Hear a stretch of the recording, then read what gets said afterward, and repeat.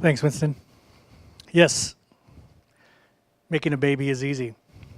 That's what we're led to believe when we grow up. As boys, we're told to keep it in our pants. Be careful. Don't get somebody pregnant. And I actually haven't told, I don't even know if I've told anybody this, but in my raising, my father said, if I did, I was kicked out of the house, right? So hearing those messages, you kind of think exactly what Winston was saying is like, man, you just kind of, if it's out there, it's gonna happen. So you don't expect what comes next.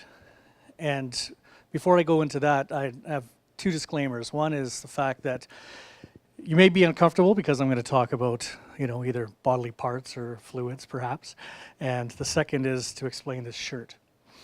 So in preparation for this talk, I, similar to Winston, had put out to the universe that I wanted a new shirt. And then I went out and I was looking at a few stores and, wasn't really seeing anything. And then I saw this shirt, which wouldn't be my first choice. But on this shirt, there are pineapples. And pineapples are kind of a fruit of infertility because they have bromelain, and bromelain assists with inflammation. So if there's inflammation of the uterus, then it's going to assist with that. So I wear this shirt, and that's probably why my partner's not here, actually, because I'm wearing this shirt, but as a sign of infertility in the pineapple. So if you see that, or if you maybe have a friend going through that, a pineapple would be a symbol to give to them. So like couples, you kind of go through a point where you decide if you're going to have a kid. And obviously, if that's of interest to you, you should find somebody that wants one as well. So I was fortunate enough to have that. And what a wonderful setting when we decided to start. We were in Paris, France. And, prior to that, you kind of go with, when are you going to have kids? And it goes to, well, we're not trying, right? I mean, we're kind of just, if it happens, right? But no, Paris, France, we were trying. This was it. All pedal to the metal, so to speak. And, despite many attempts, unsuccessful. So you go through and you go along with that for a little while, and then the game changes. Now you have to start getting tested. Now you're getting blood work, and you're giving urine samples and semen samples and all this sort of stuff to find out if there's something wrong with you or what might be able to assist you in the process.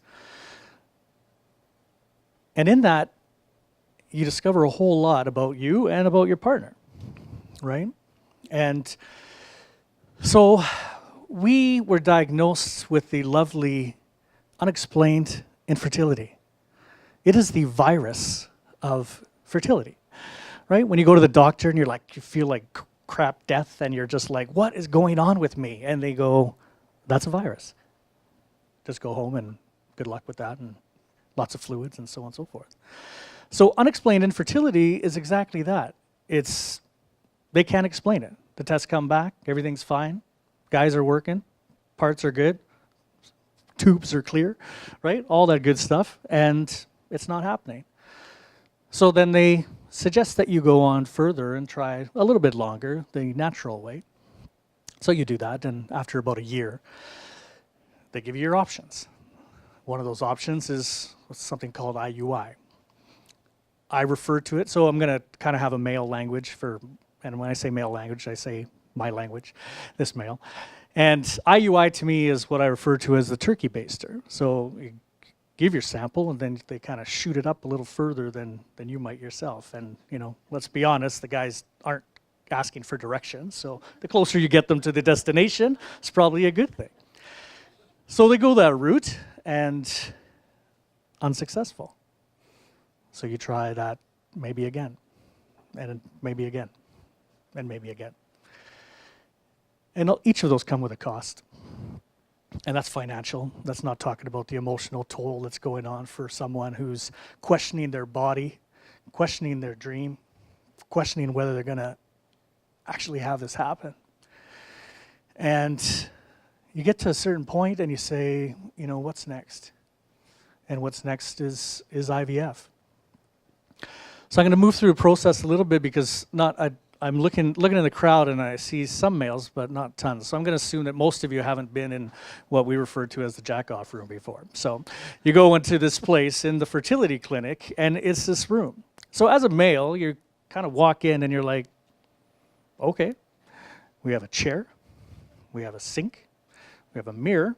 Not sure if that's going to come in handy or not, but we have a couple of magazines in case someone who's like 50 or 60 who's going to like try and have a kid here or something, or can't work the iPad. So you go in and now you make your decision on how you're going to go about your business, right? Make that decision. And I'm kind of preparing myself and realize that the chair is about that far away from the door where this gentleman's sitting. And I'm thinking, whatever I put on here, even if it was music that was going to work for me, someone just walking in that hallway is going to hear that. So once I learned that, you make your adjustments and you bring Bluetooth and you get it set up. So now it doesn't matter what you're playing on that, you're going to be okay. You go through your little world, and then same thing, you're filling out this form, and it's like, you know, did you get it all in the cup or whatever? I don't know what's happening in this place. If it's a sprinkler system someone has in there or what, but it's like, you know, what percentage? 100%, 80%, 50%? Fill that out, a time, you know, what time was it when you went in, when you didn't? I actually had a funny story. I was working on not being competitive for a long time. And then I found myself in this room, and by this time it'd been like, I don't know, like 5 times I've been to this room or whatever. So I have my system, I have my setup going on, and I go in, I put my things down there and get everything set up, and then I hear the door close beside me. So some other guy's beside me. So I'm still getting it set up or whatever else, and I don't think it was 5 minutes, and the bell rang, and ding. What's happening here? The guy just like finished, he just got in there, he just finished. So then your like competitive juices start going, right? Anyway, this isn't the survival of the fittest, but if it was, he might have won that one. You know, you sit there in this room of people, not much different than this, they're all waiting for appointments, you know? And at first you kind of have this thing of like, wow, we're all kind of in this together. And then part of you kind of goes, but wait a second, if this is a stat thing, if you're successful, then I'm not, you know, possibly, right? Because if it's a number. So speaking of numbers, 1 in 6. In Canada, it's 1 in 6 couples go for infertility. In the UK, it's 1 in 7. In the States, it's 1 in 8, right? So just look around this room and, you know, there'd definitely be a handful of people that could be in for that, right? So part of the reason that I felt this story was important is because you get people that they meet early, maybe in their mid-20s or 30s or so on and so forth, and they kind of have this plan to have kids, but go back to that initial statement and you think it's that easy and then it's not. So, you know, the planning component and finding out some of these things would be very valuable. So I'll move back to the process now that we move to IVF. When you go to IVF, from a male partner perspective, you basically have just signed up to be a nurse, a chauffeur, a coach, a cheerleader. You're a variety, a counselor, a psychologist, a variety of things, right? And, you know, you go to the meetings and you listen and you get told how to give a needle. And heaven forbid your partner is afraid of needles, which mine was. So how do you make that better? You know, I don't know. Well, I didn't know, but I tried to do some things like distract her.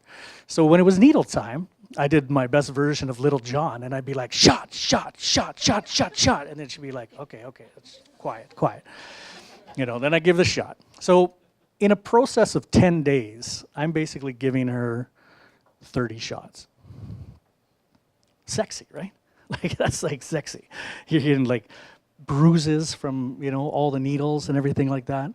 There's a documentary done on Netflix. One one last shot. It's actually worth a watch. They actually did a really good job and really got personal with it. And so that's one stage.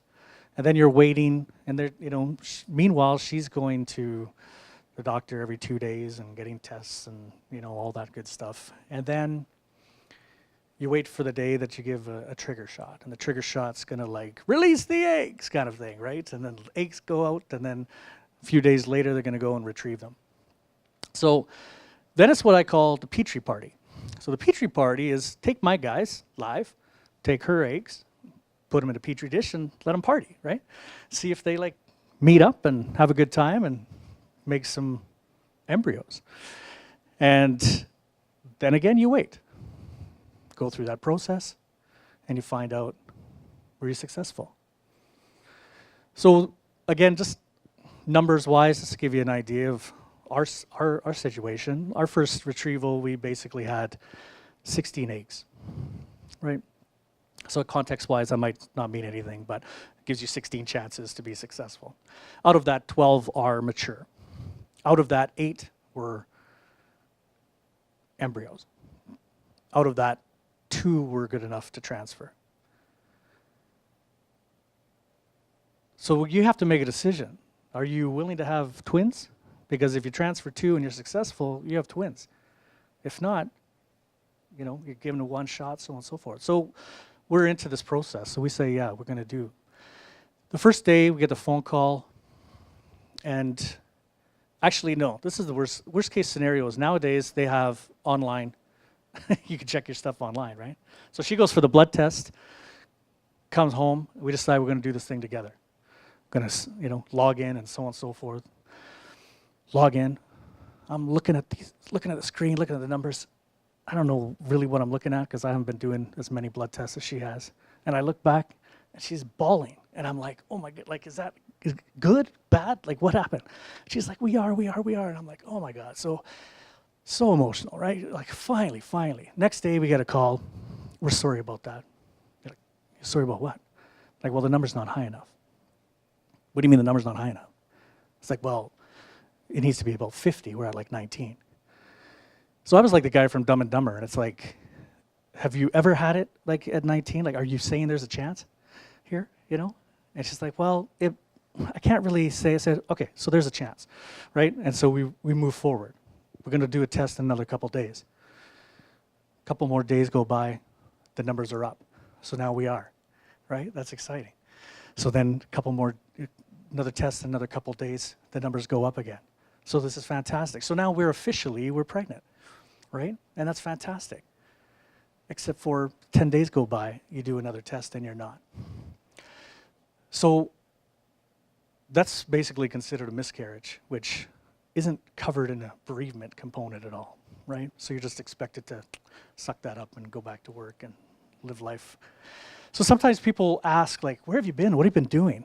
And it's like, I'm on a journey with infertility, and we're doing the best we can. We're managing our energy, and sometimes that means you're not doing the same things that you used to, right? So I wanted to finish with, because this is a long story. It could be probably like a 5-part story. I wanted to finish with, for people that might be on that journey, little advice. Came up with an acronym, and the acronym is PEACE. So the P is for patience and persistence, because you're going to need that. Patient with the process, patient with your partner. Persistence, of course, is not giving up. You never know when it's going to happen. E is for both empathy and energy. Managing your energy is key in this process. You might have to let go of things that you just did naturally, but now you don't have the same energy that you did before.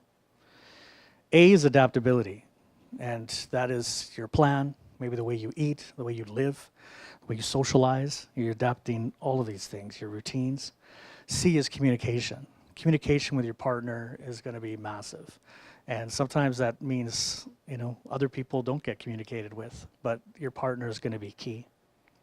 And E is for extra sleep, extra self-love, extra meditation, extra space. So for all of those on the journey who don't yet know that they will venture on the journey, and to those that have and will support those on a journey, peace be with you.